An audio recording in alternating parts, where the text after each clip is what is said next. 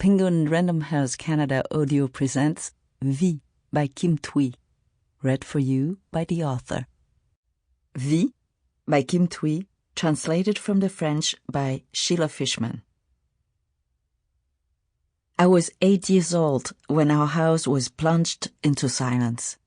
Under the fan fixed to the ivory wall of the dining room, a large, bright red sheet of rigid cardboard held a block of 365 sheets of paper. On each was marked the month, the day of the week, and 2 dates, one according to the solar calendar, the other according to the lunar calendar. As soon as I was able to climb onto a chair, the task of tearing off a page was reserved for me when I woke up. I was the guardian of time. That privilege was taken away from me when my older brothers, Long and Lau, turned 17. Beginning on that birthday, which we didn't celebrate, my mother cried every morning in front of the calendar. It seemed to me that she was being torn apart each time she ripped off that day's page. The tick-tock of the clock that usually put us to sleep at afternoon nap time suddenly sounded like a bomb waiting to explode. I was the baby of the family, the only sister of my 3 big brothers, the one everyone protected like precious bottles of perfume behind glassed-in doors. Even though my young age meant I was somewhat sheltered from my family's concerns, I knew that the 2 older boys would have to leave for the battlefield on the day they turned 18. Whether they were sent to Cambodia to fight Pol Pot or to the frontier with China, both destinations reserved for them the same fate, the same death. My paternal grandfather had graduated from the Faculty of Law at the University of Hanoi, where he was identified as indigenous. France took charge of educating its subjects, but did not accord the same value to diplomas awarded in its colonies. It may have been right to do so, because the realities of life in Indochina had nothing in common with those of France. On the other hand, course requirements and exam questions were the same. My grandfather often told us that after the written examinations came a series of orals that led to the baccalaureate. For the French course, he'd had to translate in front of his teachers a Vietnamese poem into French and another in the opposite direction. Mathematics problems also had to be solved orally. The final test was to contend with the hostility of those who would decide on his future while still keeping his composure. The teachers' intransigence didn't surprise the students because in the social hierarchy, intellectuals occupied the top of the pyramid. They sat there as wise men and would be addressed as professeurs by their students all their lives. It was unthinkable to question what they said because they possessed the universal truth. That is why my grandfather had never protested when his teachers gave him a French name. From lack of knowledge or as an act of resistance, his parents had not done so. In his classes then, from year to year, from one professor to another, he would acquire a new name. Henri Levangang, Philippe Levangang, Pascal Levangang.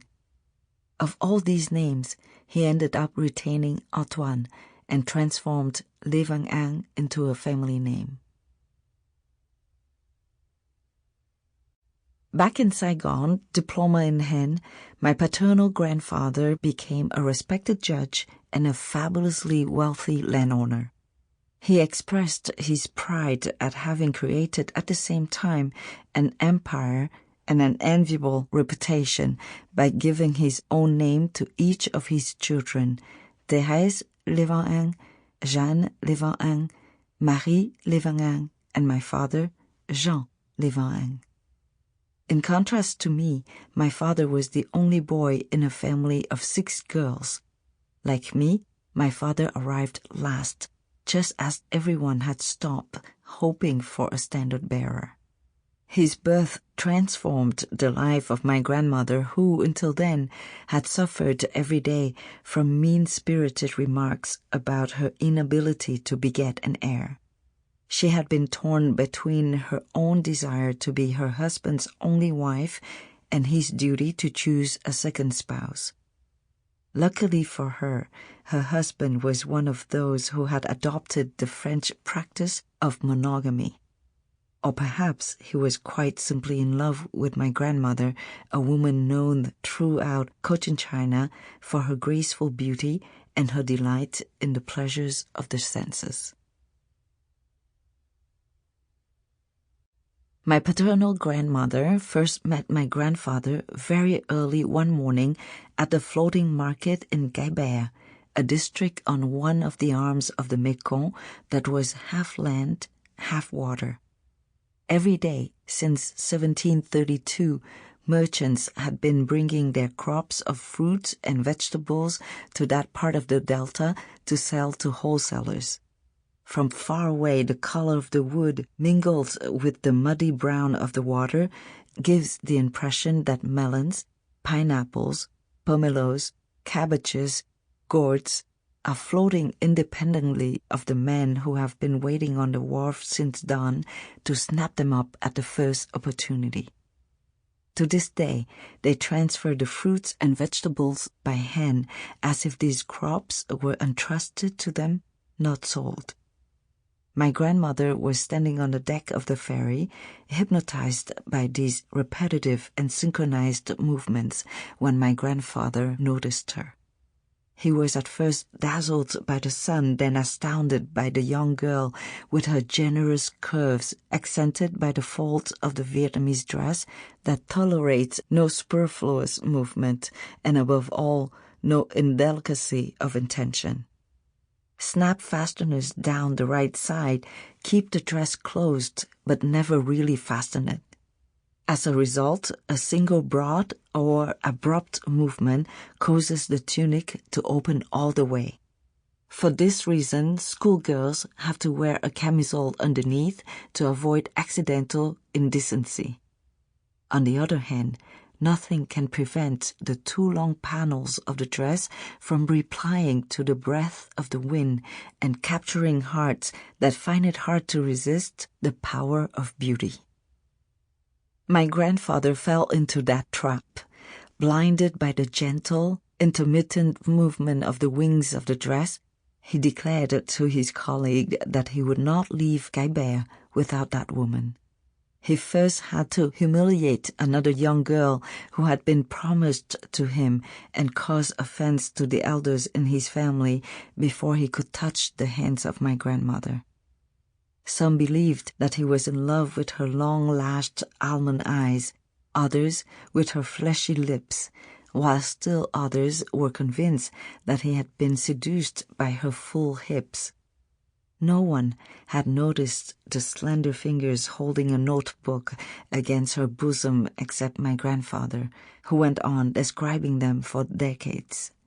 He continued to evoke them long after age had transformed those smooth, tapering fingers into a fabulous myth, or, at the very most, a lover's tale. Binh Hoa's indigenous art school was at the height of its renown when my grandparents visited it to buy the 7th piece of ceramic for their 7th child. They were hesitating between the blue-flecked copper and the celadon glaze when my grandmother's waters broke. After pushing a few times, she gave birth to my father. Miraculously, my grandfather, 2 weeks earlier than predicted, was presented with a boy, his only boy.